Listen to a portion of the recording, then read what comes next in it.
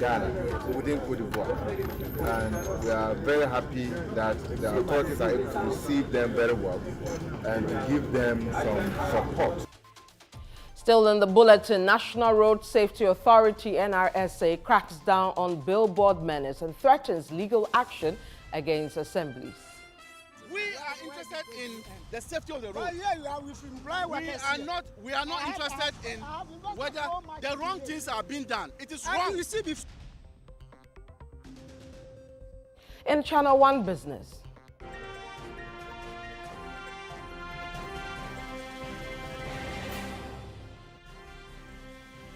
Inflation drops to 11.5% in August, the lowest in 4 years. And in Channel 1 business.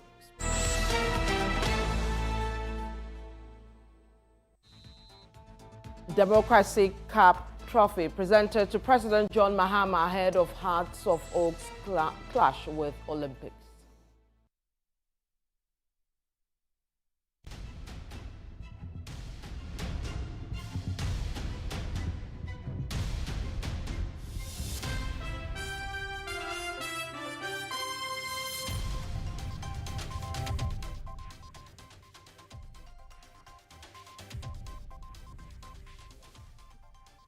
Thank you for joining us. We'll start with road, and President John Mahama has secured a firm commitment from contractors on the Ofankor-Nsawam road project to complete all works by the second quarter of 2026, following a high-level visit to the site to address prolonged delays that have aggravated traffic woes for thousands of commuters.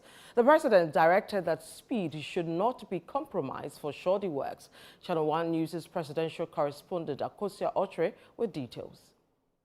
The president, accompanied by the Minister of Roads, inspected the over 33-kilometer road project. After being stalled for several months, the project has now been placed under the government's flagship Big Push program with a renewed commitment to its completion. The roads minister disclosed that significant payments have already been made to the contractor. We directed that all resources should be mobilized and make sure this contractor is paid to continue the work. Indeed, Mr. President, at the time you took office, the contractor raised a certificate of almost $78 million before NPP left power, and they did not pay him.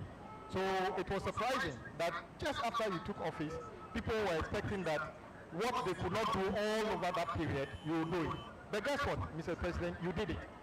As of today, Mr. President, every certificate owed the contractor on this project has been paid. Following these payments, the resident engineer expressed confidence in completing the project within a revised timeline. We've done almost 75% of the project. We still have the last structure, which is the Nsawam underpass to undertake. Once that is done, we should be able to complete this project per the extension of time that we've given to the contractor to next year, around the second quarter, we should be done.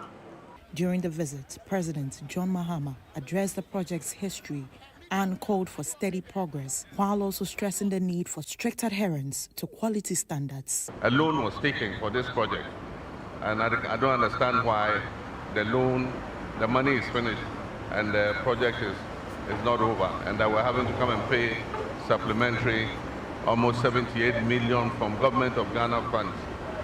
So that's something that we need to find out what really happened. So as government commits to pay you well, you too must commit to move faster on the road and also use quality materials. One of the major problems with road contractors in this country is the quality of material. And so you build the road, after a short while, the road starts to deteriorate. And so, your company is one of the well-known road construction companies in Ghana, and so we hope that this will be a mark of the quality of your brand. But so far, what has been the level of progress? President, our financial we are about 77, and then the physical progress is 75, which is quite an impressive situation at the moment. Yes. The runabout is on the top, which correct. is the reverse of the other one. Yes, but then it is similar to what we have at Tantra Hill, exactly. Tantra Hills Junction. That's what a similar, construction. No, it's like Dimples. Yes. Yes, Dimples. Yeah, sorry. Dimples also has similar to Dimples and Tantra Hills. Yeah. Residents along the stretch say they are beginning to breathe a sigh of relief, hopeful that the road will finally be completed. It's been a long time that they'll be constructing this road, but now that Mahama come, it's going on fast. When it rains here, we suffer a lot. We are happy the road is still constructing. I'm very, very happy. So far, the contractor be. You've seen some improvement? Yes. Okay. How bad has this road been for you living here? Oh, so far, no. The road in there, it be suffer because all the time the drivers be complaining, the passengers do complain. Sometimes we go stand here for more than some hours. The car no go come. To run out in there, so far they so good. Now, the General Secretary of the New Patriotic Party, the MPP, Justice Ofankor-Nsawam, has downplayed the party's defeat in the Akwatia by-election, insisting the outcome does not mirror what Ghanaians should expect in the 2028 general elections. Now, certified results from the Electoral Commission on Tuesday, September 2, 2025, declared Bernard Bediako-Bedu of the National Democratic Congress, the NDC, winner with over 18,000 votes. His closest contender, Solomon Kwame Sumadu of the NPP, polled just over 15,000, while the Liberal Progressive Party's LPP Owusu Patrick managed only 82 votes. Now, the poll, however, was marred by allegations of vote buying and isolated cases of assault. Joining us for more perspective are the MPP's Director of Research and Elections, Evans Nimako, and the NDC's Deputy General Secretary, Mustafa Gbande. Let's start with Mr. Nimako. Mr. Nimako, if you can hear me, welcome to Channel 1 Newsroom. Thank you for having me. Now, good evening to you too. Your candidate lost by over 3,000 votes in a constituency that a few months ago was held by your party. Isn't this a humiliating rejection of your party's message? Once again, thank you. I think that we need to get it right. The figures as declared by the EC was that the NDC candidate obtained 18,199. The MPP candidate obtained 15,235. A difference of 2,964. We had won this constituency in just December by over 2,000 votes.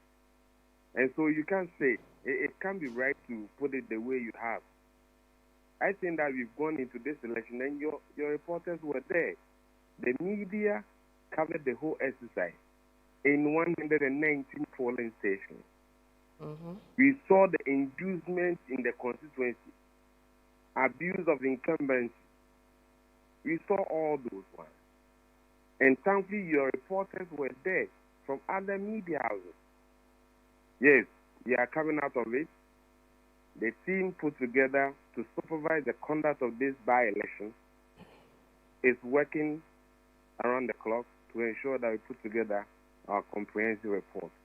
But your earlier candidate, the late Honorable Kumi, won by 2,000, over 2,000. You would expect that the number that you also just mentioned, the 2,000, you would have done better. So I'm telling you that in a constituency where by-election occasioned by the demise of our Member of Parliament, and you see the presence of government officials in their official vehicle in all the 119 polling stations, amidst threats of death and violence, attacks on the New Patriotic Party, cajoling constituents to vote for them, or they are denying of development in the constituency. You heard Honorable Collins Dowda saying that if they fail to vote for the NDC candidate, they will be denied of development projects. And I'm saying that if you have a situation like this, it does not matter whether you won by 5,000 or above 2,000 in a just ended election. But your side, your side. Let me make the point. Okay, go ahead. You saw the physical attack by the NDC vice chairman on the third vice chairman of the New Patriotic Party. You saw the physical attack. You saw the verbal attack on the leadership of the New Patriotic Party. Threat of death on our minority leader, Honorable Afenyo Makin, our General Secretary, Justin Kobia, National Organizer. If these individuals, seen as leaders of the party, could be threatened to that extent, it does not matter whether the police were 5,000 or 10,000. The fear they posed and put into the people affected turnout. And so, yes, you can comfortably make the conclusion that the New Patriotic Party candidate could not make it. But we know, you're on the ground, we saw what happened. Right. And I'm surprised you will not put it out there. No, we'll come to the security issues, but before that, both sides have been accused of vote buying.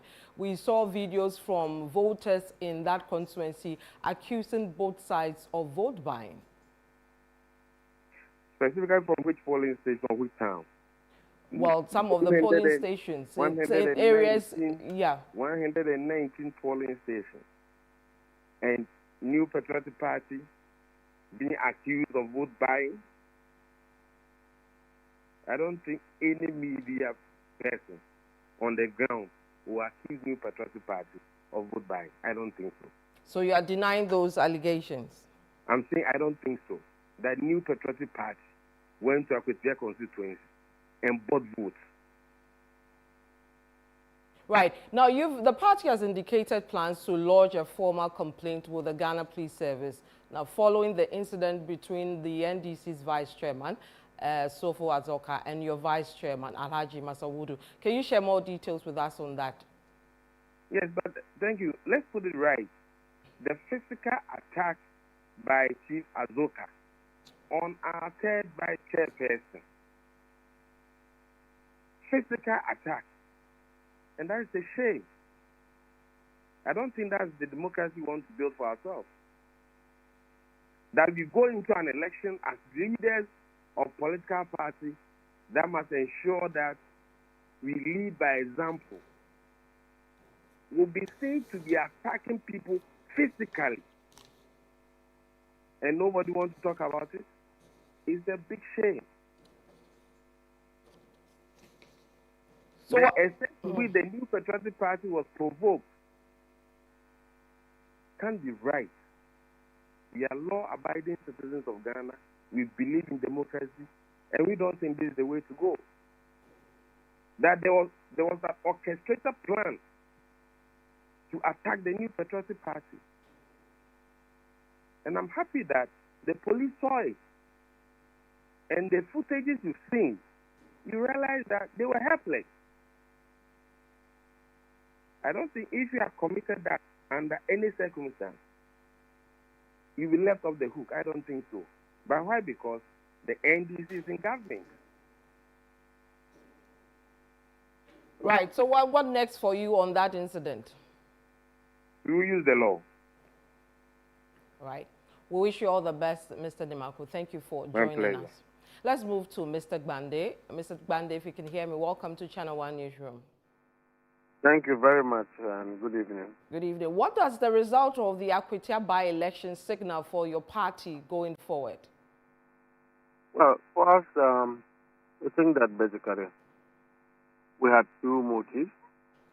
The motive was to win this election in honor of our late brothers, particularly our Director of Election, Dr. Edward Kofi, who, whilst he was alive, intended that we win this election.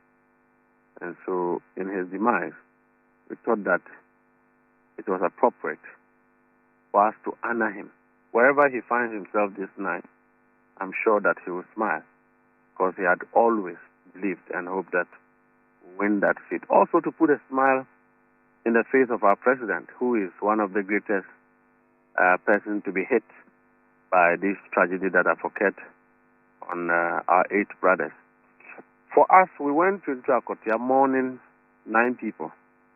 The MPP went there mourning 1 person. And also, the voting pattern is an indication that the people are enviously for development and growth. Such have eluded them for a long time, and I want to believe that their expectation is that we are able to help them in the areas of youth employment and also turning things around for them to be able to have some jobs for themselves and being able to build governmental infrastructure in that place. Mind you, that is President Akufo-Addo's backyard. He has failed to develop the place. And so I believe that it conveys more of responsibilities on us. As for the MPP, from the day one, they knew they were going to lose this election. What they didn't know was that the candidate they imposed on the constituency was not fit for purpose. If they had known that, I'm sure that they wouldn't have tied the other aspirants their hands behind them. We went there with a calculated, determined strategy to win election devoid of violence, devoid of altercations, and that is one aspect that the MPP doesn't know. They don't know that apart from what they know how to be, to have come from a revolutionary background, we also have the intellectual capacity to prosecute a competent election devoid of violence. And we had almost achieved that objective with the MPP involved until that unfortunate incident occurred. But what is more interesting is that the incidents that took place didn't involve ordinary party members, which used to be the case. It was not a grassroots. But at this time, senior members of the 2 political parties. And so I want to commend our grassroots. I want to commend party people, including the MPP grassroots, for demonstrating maturity and being able to cooperate with the police throughout this exercise. Right. Now, Appenyo Markins is the one who I would say had a preconceived objective of stirring up things. Because you see, the midwives of the election is the police. And so during the election, within the time frame of the electioneering process, if you identify something that is unlawful, it was not to put the law in your hands and go and enforce. It was for you to inform the police, for the police to be able to deal with it. For Appenyo Markins to gather the courage with his bodyguards to enter into an NDC party office to tear posters is provocative, it's indisciplined, it's out of place, it should not be done, it shouldn't have started in the first place, and it shouldn't have been done by somebody of his caliber.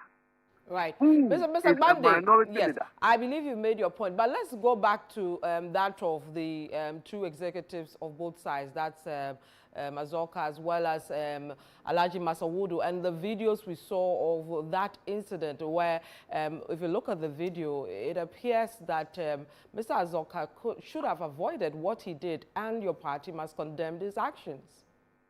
The entire incidents are quite condemnable, but if you are asking me to condemn it, I will not, because I have not had the opportunity since we came to speak to our vice chairman. The national chairman of our party is still in Akwatia. He hasn't come to Accra.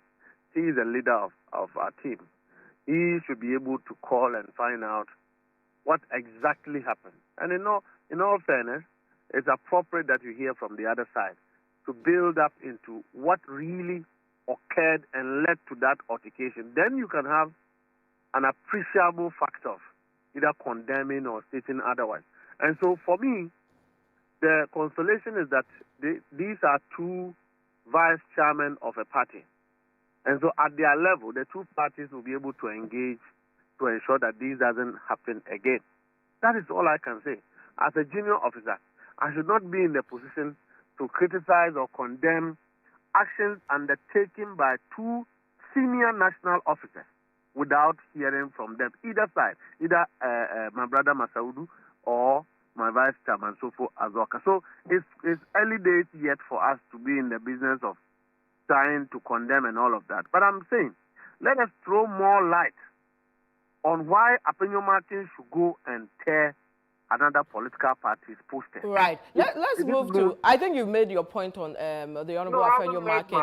Let's go to the issue of vote buy, because our time is running fast now. Your party has also been accused of vote buying. Indeed, the MPP have also been accused of vote buying. Is treating not against the law? Well, I don't want to say that vote buying conversation is critical here to mar the beauty of what we have achieved. What two parties have been accused of, none of it, there's no evidence to suggest that anybody was seen sharing money with voters. These are all speculations, and these are all accusations and counter-accusations. But I am happy that we've come out of an election that is unique, an election that was peaceful, an election that, for me, demonstrated enough of commitment from our part. That is more important for me. All right. Finally, Akwatia has been deprived of development for decades. Now, what concrete, immediate policies will the NDC deliver? Or will this just be another case of promise and little action? Well, whilst we hold the MPP and President Akufo-Addo responsible for that development deficit, I know that my president is not one that is discriminative. He is determined to equally distribute the national cake to the appreciation of all.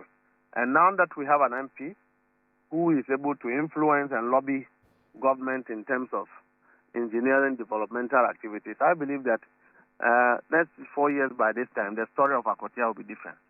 All right. Thank you very much, Mr. Mustafa Bande, for your time. Now, the Member of Parliament elect for the Akwatia constituency, Bernard Biadeku, has pledged to champion development in his constituency. He noted that Akwatia has long been deprived of progress and expressed his commitment to addressing critical challenges, including the lack of electricity in some communities. Such communities in Akwatia were without electricity for almost 1.5, I think 1 year, 1.5 years. And they were without electricity. We have been able to put smiles on the faces of people. So if you go to the Manfrom, DCD area, camp area, you would realize the votes that came from there. The people have appreciated His Excellency John Dramani Mahama and voted for me because they've seen that he had shown good faith towards them. And so this is one thing I want, one legacy I want to leave. As for the infrastructure, I can assure you, with a good representation as we now have, and with the connection I have, as for infrastructure, a lot more will be done.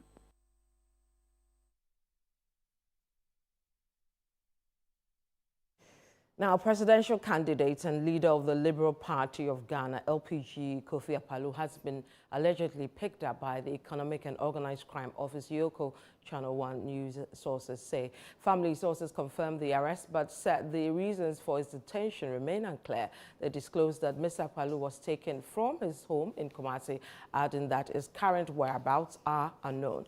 Yoko is yet to issue an official statement, leaving the circumstances of his arrest shrouded in uncertainty.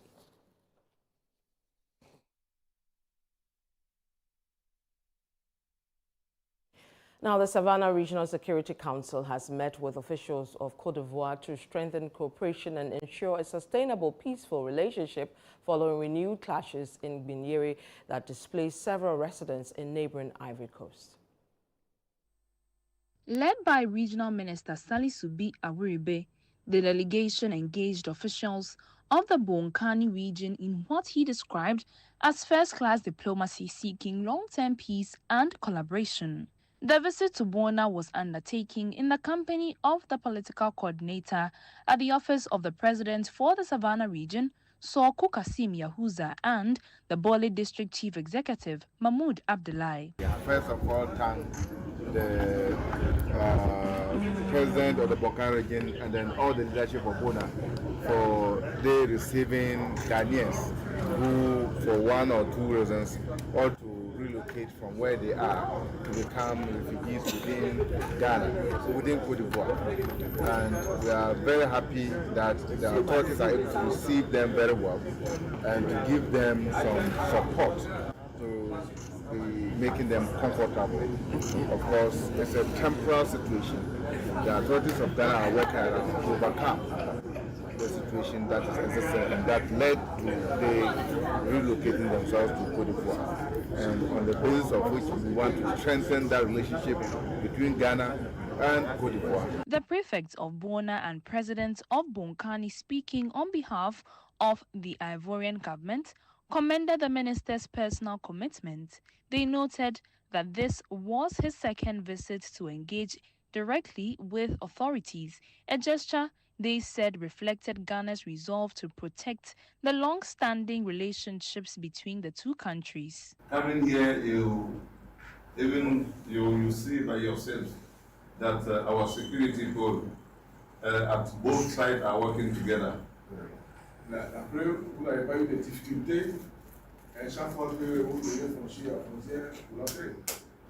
proof was the way how you enter here so easily.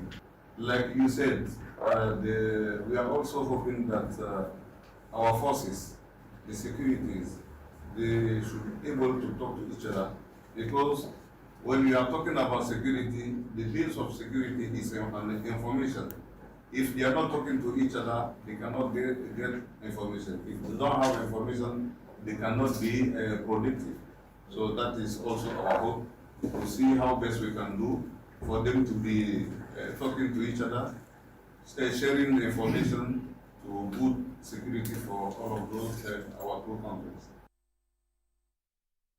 Now, management of the Akpaloo Teaching Hospital has proposed increasing its 2 Ghana cedi levy on patients to 5 Ghana cedis to cater for the intensive care unit of the children's ward. Now, management assessed that approximately 64% of patients in the ICU children's ward are unable to pay services rendered to them, as these services are not covered by the National Health Insurance Scheme. Channel 1 News' Ni Ayuke Okan with details. The Health Committee of Parliament on Wednesday visited the Akpaloo Teaching Hospital with its first stop at the Accident and Emergency Unit. Give me 2 hours. All these chairs will be full. People will now be sitting in wheelchairs, and you will have a queue of ambulance. The ambulance queues all the way to the entrance. Do you need a new emergency? Yes, I will now explain why I say yes. The drawings and everything has been ready for a new emergency for so many years. It's to be constructed behind the medical block, state of the art. So now that you have come, my CEO will plead with you that you put in the effort to get that project constructed. Head of the unit, Dr. Frederick Kwating, also stressed the need for adequate resourcing of peripheral health centers to ease the pressure on Akpaloo. Occasionally the hospital becomes full. Akpaloo becomes full. I can tell you a story. 3 weeks ago, 3 patients in transit, one from Pando, one from St. Joseph's, and then one from Central Region, all died in transit. You see, the ambulance was bringing them and they died on the way. Yes, you see, so what has to be done is to strengthen the periphery. If you have a teaching hospital in Ho, why should somebody get a cardiac arrest in Pando and then be made to sit in an ambulance from Pando all the way to Akpaloo, because this is where experts are? No, there should be experts in Ho so that they will take care of them. You don't need to be wheeled there here, but everybody is bringing, because of course if you come here, if we get you here, you don't die by heart. At the children's ward, management proposed the introduction of a 5 Ghana cedi levy to support the intensive care unit, noting that about 64% of patients are unable to pay for services rendered to them. Now, there's 1 or 2 cedis for every patient we are charging to take care of intensive care. We are proposing increasing it to 5 cedis for people who come in here, so that you can use those funds to take care of this. It's like a levy on all patients who come to... A levy, some small levy. 5 cedis, 2 cedis. Patients who come to Kolebu? Yes. Okay. Yes, sir. To cater for... Yeah, to have something at least for those that are, like you said, not that many people can pay their bills, even adults. I mean, including some of us, if we get ourselves in the ICU for months. But majority are not able to pay. Chairman of the committee, Dr. Mark Nawani, called for the recruitment of more health workers to ease the workload on existing staff and improve service delivery. I believe that as a government, we should look at the condition of service of the medical staff. We should also look at recruiting about 1,000 doctors that are in the house into the healthcare system, the 48,000 nurses that are in the house, the pharmacists, and then the allied scientists who are all in the house. We should find a way of recruiting them to soften the grounds. So far as staff attrition is concerned and the lack of staff is concerned.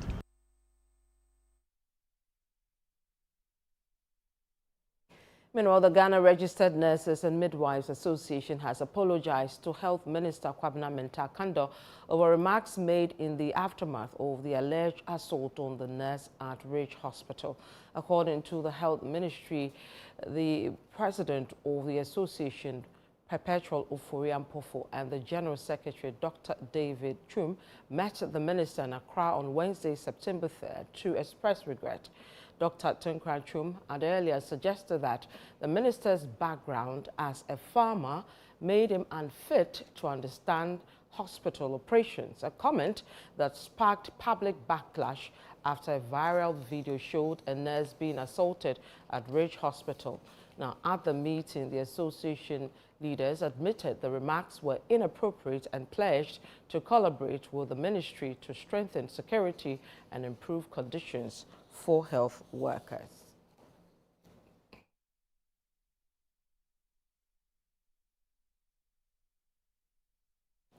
You're still watching the Channel 1 Newsroom. When we come back, inflation drops to 11.5% in August, the lowest in 4 years. Stay with us, we'll be right back.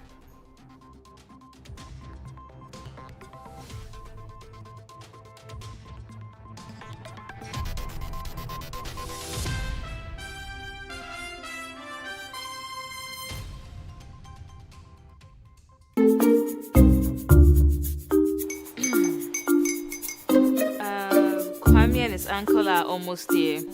Wait a minute. This one too, your friend Kwame. Wait, Kwame? As in the same Kwame again? Yes, Mommy. I'm the second coming. Into all this tension just to reintroduce that broke boy from Kaswa. Why would you deceive the family like this again? Now I understand the whole delay. Troll from Kaswa dear. Why wouldn't he be late? Or be late? Of course.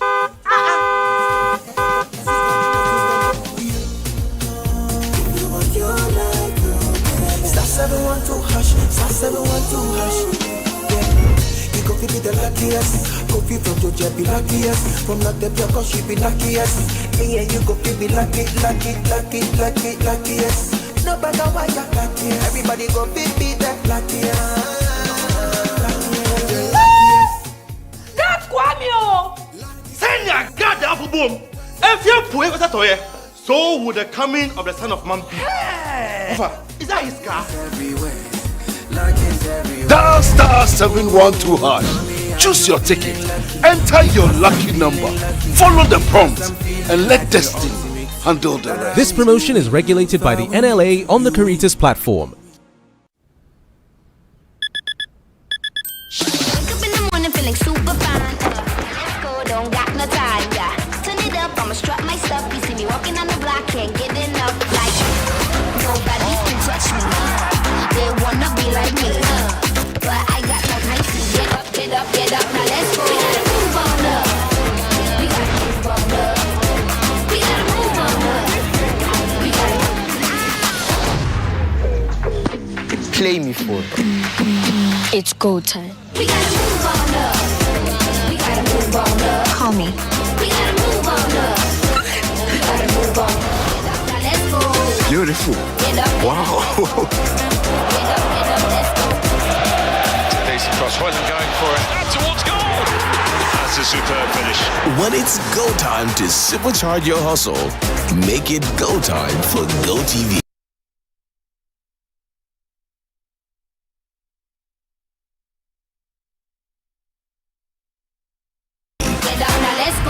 Love it.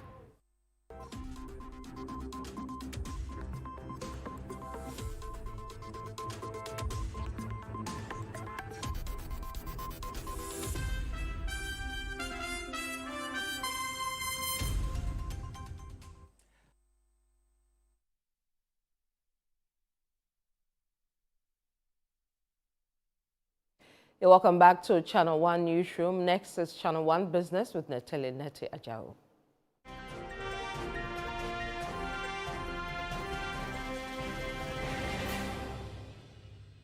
Channel 1 Business is brought to you by MTN and EcoBank.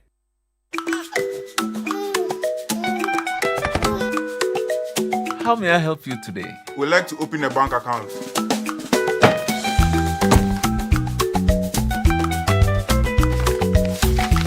Sign here, sign here, sign here, and here. And now you draw direction to your house. I need your thumbprint. And I'll need your birth certificate too. No, I need the original. A lot has changed since you banked like this. So have we. We've made it easier than ever to open an account online and bank on the go through our mobile app, online banking, and more. EcoBank, a better way to bank your way. Sign here, and here. EcoBank, the Pan-African Bank. That's it. Hi. Inflation is just dropping like rain in water. Yeah, it's gone down below government's target, 11.5, and we are yet to experience it in our pockets. We want it to reflect in the market. That's true. Give us details. Okay. Now, Ghana's year-on-year inflation for August 2025 declined marginally to 11.5%, down from 12.1% recorded in July. This marks the 8th consecutive month of decline and brings inflation below government's end-of-year target of 11.9%. The August figure is the lowest recorded in almost 4 years. There's more in the following report. The August rate represents a 12.3 percentage point drop from the December 2024 inflation of 23.8%. However, on a month-on-month basis, overall prices actually fell by 1.3%. Addressing a press conference in Accra on Wednesday, government statistician Dr. Alhassan Idrisu highlighted the reasons for this decline. We are saying that inflation for August 2025 was 11.5%, down from 12.1% in July 2025. And this was influenced by a reduction in imported inflation from 10% to 9%, and a reduction in locally produced items from 12% to from 12.9% to 12.2%. The August inflation is also influenced by reduction we've seen in inflation across all regions. And then it is also influenced by reduction we have seen in food inflation and non-food inflation. To lock in the disinflation trajectory, Dr. Idrisu urged both fiscal and monetary authorities to sustain their momentum to stay the course. If we see very significant deviation from the path we have seen with regards to fiscal consolidation, for example, if you begin to see significant fiscal expansion, that may not bode well for the disinflation path we are seeing. So government must continue with its fiscal consolidation program. That's one. Number two, the Bank of Ghana should continue to implement appropriate monetary and exchange rate policies to support the disinflation process. Now, the government has doubled down on its threat to shut down MultiChoice Ghana if the company fails to reduce subscription fees. Minister of Communications, Digital Technology and Innovation Sam George has set September 6 as the deadline, stressing that services will be halted should negotiations fail to deliver a resolution. Daniel Odrum-Mensah has more in this report.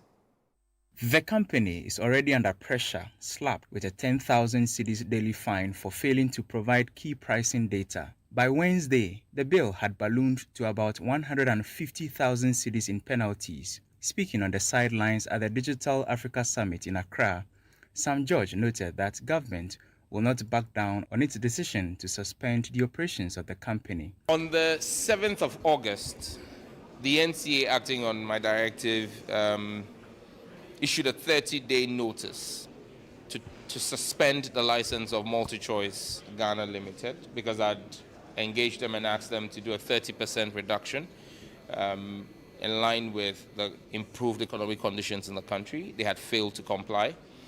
I think about 15 or 16 days ago, I met with MultiChoice and imposed a 10,000 cedi daily fine on them. I think so now they owe us about 150 to 170,000 Ghana cedis. The NCA will collect. They have up to the 6th. If by the 6th there is no resolution, we will shut down operations of MultiChoice TV. No company, no corporate entity is more powerful than the collective interest of the Ghanaian people. He further revealed that a formal government declaration on the standoff will be delivered on Thursday, September 4. I will make a formal announcement from the ministry. Last night, a team from MultiChoice reached out and they've made some proposals. We've asked for further concessions to be made. I've given them up to close of day today. By tomorrow, I'll make an announcement. But there is every possibility that we will see some resolution to this matter before the 6th of September. Government says it will ensure fair pricing for DSTV consumers and ensure that they are not held to ransom. For Channel One Business, I am Daniel Odrum-Mensah. Government says it will soon roll out solar-powered irrigation pumps as part of efforts to enhance agricultural productivity. Minister for Energy and Green Transitions, John Jinapor, disclosed this at the 7th meeting of the International Solar Alliance Regional Committee for Africa. There's more in this report by Daniel Sakite. The Minister for Energy and Green Transition, John Jinapor, addressing the press, explained that the initiative is expected to reduce reliance on rain-fed farming and improve resilience in the agriculture sector. I've had very good, fruitful discussions with the Director General, and immediately what we want to set forth is to work to deploy solar irrigation pumps across the country. Particularly in some parts of the country, for close to like 6 months during the dry season, because our farmers depend on rain-fed agriculture, they virtually have no activity doing. India has pioneered it, and we want to learn from them. And they've agreed that they would work with us and collaborate with us so we can install these solar pumps. By installing solar pumps, what will happen is Ghanaians will be able to engage in all year round. And so we've signed some MOUs, we've signed some agreements. Meanwhile, Director General of the International Solar Alliance announced a $200 million facility to accelerate the adoption of solar solutions across Africa. We were proud and privileged to have 19 ministers from African countries and 39 countries represented. They heard and ratified the strategy of International Solar Alliance of moving from ambition to action by having the support of an Africa solar facility which is a catalytic finance of $200 million, with first $75 million to be operationalized before the end of 2025. Let's now check how the local currency is performing on the interbank market.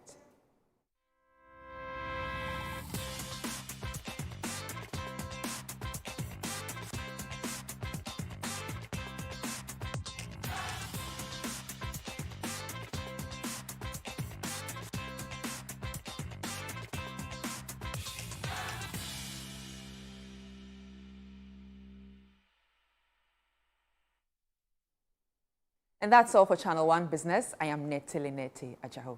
Over to you, Vivian. See you on the other side. Thank you. Bye.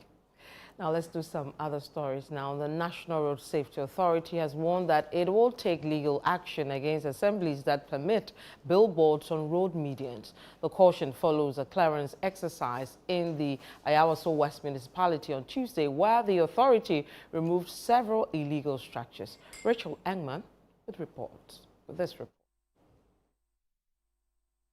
The NRSA says the removal of illegal billboards along medians in Ayawaso West was necessary to safeguard motorists and pedestrians. Officials explained that the structures obstruct drivers' vision, heightening the risk of accidents and pedestrian knockdowns. While some residents and business owners opposed the exercise, others welcomed it as a step toward safer roads. But now you have to go to the assembly and say, I want my money. When am I going to finish doing this? When am I starting? We are interested in the safety of the road. We are not interested in whether the wrong things are being done. It is wrong. You see, before you be able to mount these things, I'm saying that it is wrong. You definitely apply. I went to them. The application. Put in an application. They charge me over 20,000. You are not listening. The application. So you have to deal with them. I see here you are. I don't know you same way. It's my first time meeting you. The application for you to put the thing on this road here is wrong. From the word go. The assembly is under you. So if assembly is under me, I'm road safety. We are doing safety work. When we see that there is safety issues, sort it out with the assembly. I'm happy that they are removing those signboards on the middle of the road. Sometimes we, the drivers, if we are coming, we don't see our left or we don't see our right because of the somebody blocking us in our view. Speaking to Channel 1 News, Acting Director General Abraham Amaliba said assemblies ignored repeated warnings, forcing the authority to take action. He noted that advertisers must pay to reclaim their signage, while unclaimed boards will be auctioned. We are going to keep them. We will send notices out for them to come and claim them. The law says that when we remove the billboards, the owners of the billboards would have to compensate the authority for the removal. So we'll call them to come and identify their billboards, pay administrative costs for the removal, and then they will take their things away. If we send the notices around and they fail to come, we will auction the billboards and then recover. This exercise, after clearing the median of these billboards, any assembly, and I want to emphasize, any assembly, because we are hearing from the advertiser, it is the assembly that allows them to mount these billboards. Any assembly that allows for the erection of the billboards, we are going to sue the assembly for engaging in unlawful act. Illegal billboards on road medians in Ayawaso West have been removed by the National Road Safety Authority. The authority warns assemblies allowing such signs will face legal action, and owners must pay to reclaim their boards or face auction. Reporting for Channel 1 News, I am Rachel Engman. You're still watching Channel 1 Newsroom. Still to come. Democracy Cup trophy presented to President John Mahama ahead of Hearts Olympics clash on Friday.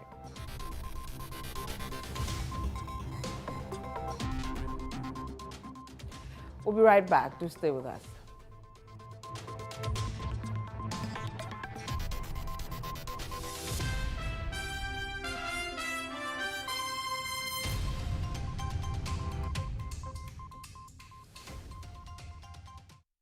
Hey, Ghana.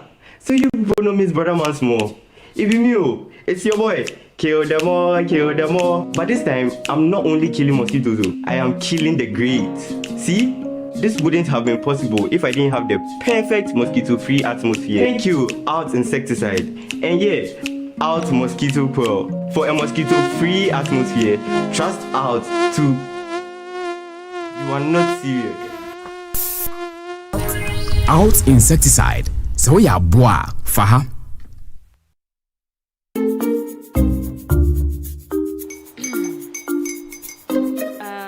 Kwame and his uncle are almost here. Wait a minute. This one too, your friend Kwame. Wait, Kwame. As in the same Kwame again? Yes, mommy. I'm the second coming. Into all this tension just to reintroduce that broke boy from Kaswa. Why would you deceive the family like this again? Now I understand the whole delay. Troll from Kaswa. Why wouldn't he be late? Or be late? Of course.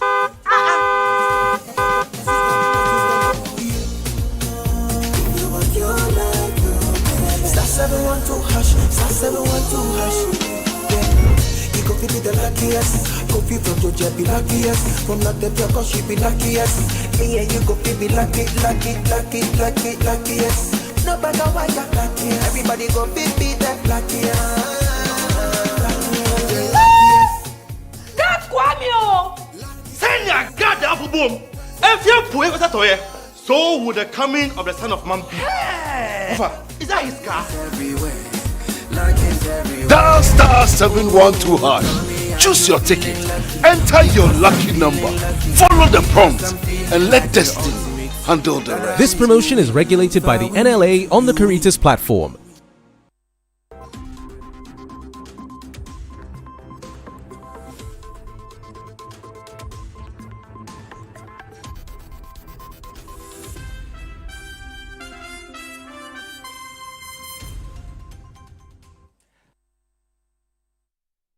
You're welcome back to Channel 1 Newsroom. Next is sports with Bernard Abeku-Ochre.